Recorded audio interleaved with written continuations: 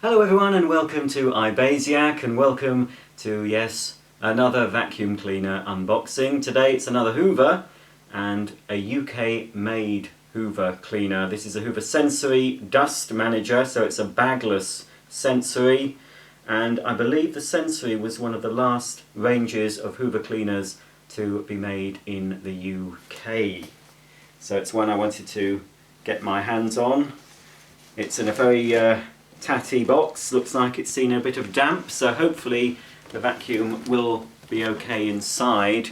Here's the colour, I think it's called Translucent Indie Orange, this particular one. Let's have a look at the model number before I open it. It's model number TD4225. It has a 2000 watt motor, 380 air watts of suction, electronic rotary power control, silent power, washable dust container, exhaust HEPA 12 washable filter, washable pre-motor filter, soft grip handle, telescopic tube, carpet and floor nozzle, working radius 9 meters, colour Indie Translucent Orange, and yes, it does say made in UK. Two little letters that I like to see on a vacuum. Instead of the three that we normally see made in PRC these days. We certainly see that on a Hoover cleaner you buy now. So made in the UK is lovely to see. This apparently is brand new. It's all wrapped up, so hopefully it'll be okay. Right, so we've got the instruction manual. We've got a separate little instruction on the Dustmanager box. This, by the looks of it, isn't a cyclonic system. Yes, this is an early Dustmanager. If you want to check back on my Hoover Dustmanager upright, that uses a similar collection. Basically a blue porous box that collects the dirt, so it's not cyclonic. Later versions of the Sensory Bagless did have a sort of a cyclonic action. This is an early version.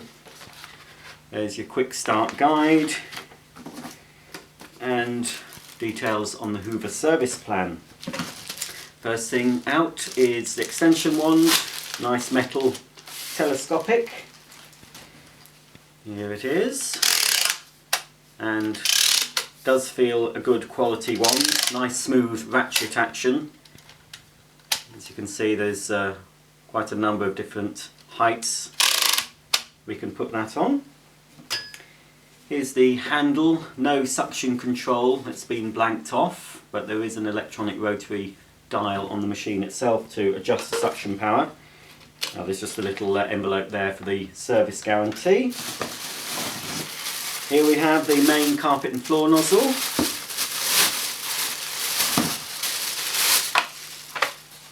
Plastic, I'm afraid, plastic on the bottom, but still infinitely better than the nozzles Hoover currently offer with their vacuum cleaners. There we go, simple foot operated lever to lower the brush. Brush at the front and a squeegee at the back, and of course your litter pickers either side of the suction inlet.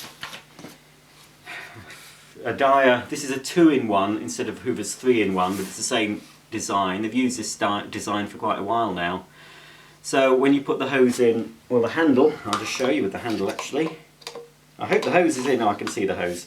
So if you put the attachment on this way, you've got a sort of upholstery nozzle, and if you put it the other way, then you have a sort of crevice tool. There's some models that have like a 3-in-1, which would also have a brush. There would be two little sliders either side and a brush would come out for doing your dusting. This is just a 2-in-1. Don't like it. I've said before, every time I've unboxed the Hoover cleaner with that nozzle, I've expressed my dislike for it. Okay, just the cleaner and the hose, I think. I'm pretty sure I used to have this model before my vacuum cull, so it's nice to get another one that's new. Tapered hose, much thicker at the cleaner end than it is at the handle end. Obviously there's no handle on there, I just have to push the handle into position. I think it's about could be 1.8, it looks a little bit longer than 1.5 metres. And here is the vacuum itself. Nothing else in the box. Now the very first sensory models, they were called sensory because they did have a sensor. I don't know if this model has. And it's something I think that newer Miele cylinders have now, and it's just a case of there used to be a sensor inside that would up the suction power, up the motor speed slightly. As the machine detected a reduction in airflow as the bag filled, a sensor would sort of boost up the power a bit to keep the suction constant. I think this is probably a second generation sensory. You can tell the second generation sensory is because the grill here is smaller. On the first generation you had a couple of extra, 2 or 3 extra slits, so it was a bigger, squarer exhaust grill on the back of the machine. So this is second generation. Again, they always look fat to me, the sensories. Whoops. Stay. Hoover branding, great big Hoover roundel either side. This one does have, unlike a sensory I unpacked a while ago, this does have a soft grip handle. It also helps to act as a little bit of a bumper, I would thought, to protect your furniture. 2 large wheels. There's no tyre on the wheel rim. Swivel caster. You've got your little slot there for your storage slot. Here's the rating plate. So the serial number is 390000123. TD4225, made in UK. Here's the back side of the machine with your cable, and we've got a little round plug on this one. Let's see if the cable rewind works. Yep, not too bad. There's your little parking slot on the back. So there we go, let's have a quick closer look at this machine, have a look inside, and we'll switch it on to make sure it works. So here's the vacuum cleaner. We've got 2 switches, one to turn the machine on and off and to vary the suction power, and the other one is for the automatic flex rewind. There's a little red light here. It's hard to see that there's a red light under the orange translucent plastic, but there is a little bag or dust box check indicator. As you can see, 2000 watts it says, silent power, high efficiency washer HEPA filter. To get into the dust box, little catch on the back, and then the whole front comes away, or at least hinges, so we've got complete access to the innards, so to speak. This is the washable exhaust HEPA filter, nothing else under there. And here is the dust box, quite small, but yes, it's exactly the same material as the Hoover Dustmanager upright, so I'm assuming this, well, it is washable, but I'm also assuming that it is washable in a dishwasher. So I've got a clear box, a clear lid on the box, little handle to take it to your bin, and then there's a catch to open up the top. How do we do it? It's a while, that's it. So there we go, that's the dust box. Here's the top, clear top with a seal and some advice on there showing you when to wash it. There's another filter it's showing washing too, which I'll point out, which will be in the bag or the dust box compartment. Okay, let's just put the lid back on.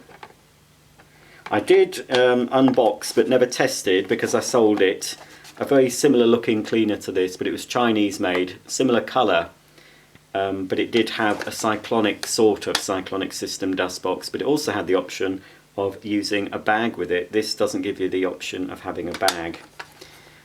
So that's the dust box. Turn it this way, I think. See if we can see the other filter.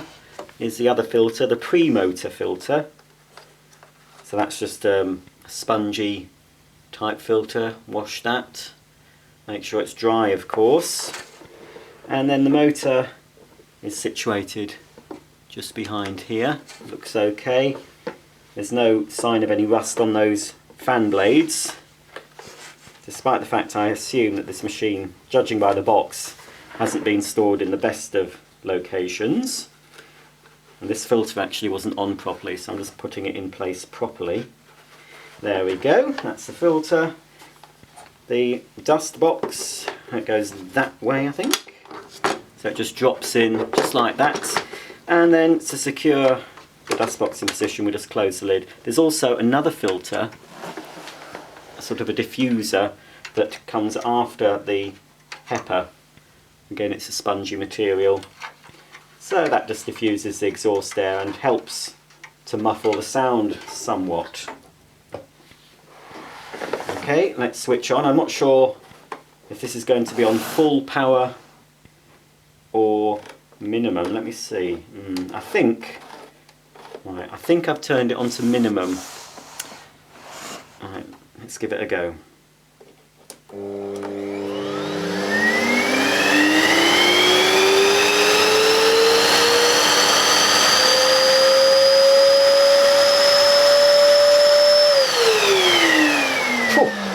That took a while. It's got soft start. Obviously that wasn't minimum, I'm hoping, because it was quite loud. I think that's maximum, but it does have the soft start feature.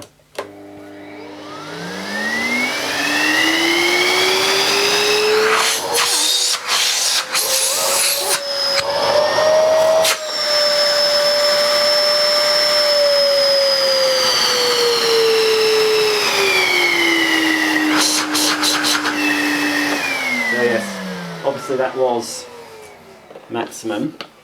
There's the hose in place now, swivels, and we've also got to put the handle needs to be positioned onto the hose, so just push it in, and then there's this little collar that needs to be clipped into those holes. So now we've got the hose attached.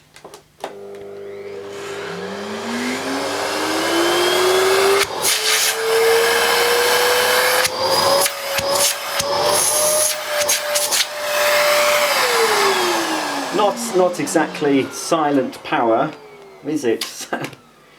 Oops. I'm not sure if I'm going to demonstrate this particular sensory. I might not. I'm not sure, but there will be a demonstration of a sensory on the channel. It's either there now or it will be following, because I do have two other Hoover sensories, a basic red bagged version, and also the sensory, I think they call it Floor Master, which was the top of the range. It came with all the attachments, extra attachments to cope with, came with a turbo nozzle, I believe. So that clips onto here, that way I think, is it? Yeah, so you've got your two-in-one, awful two-in-one nozzle. And I'm not going to put this nozzle on, because every time I've put a nozzle like this onto a tube like that, it scratches it all up here, so I don't really want to do that if I'm not going to use it. If I do a demonstration of this, I can always use the set of tools I got with the sensory I'm going to demonstrate, because they are the same. The hose, the tube and the main nozzle is the same. But here at the back is where you'd park it. Obviously you'd have the tube attached, so you'd park the nozzle at the back. Also for storage, got that there to park the nozzle there. Okay, there we go. There's the sensory. Not very manoeuvrable really. Despite the large wheels, it's doesn't really follow you very easily. But anyway, there we go. Let's have a look at the cord rewind. See how effective that is. Don't forget, this has been stored away for quite some time. This must be knocking on for probably 15 years it's been in its box.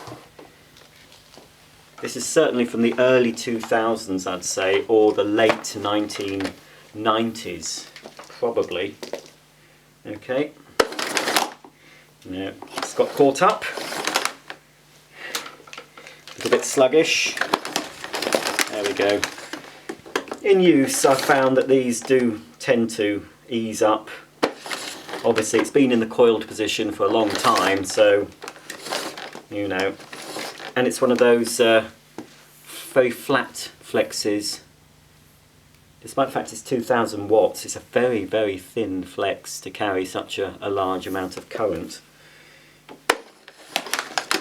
Oh, I didn't really check the, just last thing before I go, didn't check the, now then, that's why. Now I did assume that there was a check indicator here, because that's where it would be on the other models I've had, but no, when I open it you can see that there's nothing there. So I think you'd know actually when it needs to be emptied, because I expect the suction will drop off considerably and you'll probably notice a higher pitch to the motor as the airflow is reduced. Plus of course it's see-through, I mean you can't really see into the dust box without opening it. You do need to get the dust box out and have a look. But yeah, an early-ish attempt at a bagless Hoover cylinder cleaner. Just replacing the porous paper bag with a porous plastic box. Not much of an innovation for Hoover there. That's it, that's the end of the unboxing. Please subscribe to my channel where you'll find many other unboxings and demonstrations on vacuum cleaners, carpet washers, floor washers and other appliances. If you like this video, please give it the thumbs up and don't forget, stay tuned and subscribe, and that's all I have to say. So until the next time, thanks very much for watching and I'll see you soon.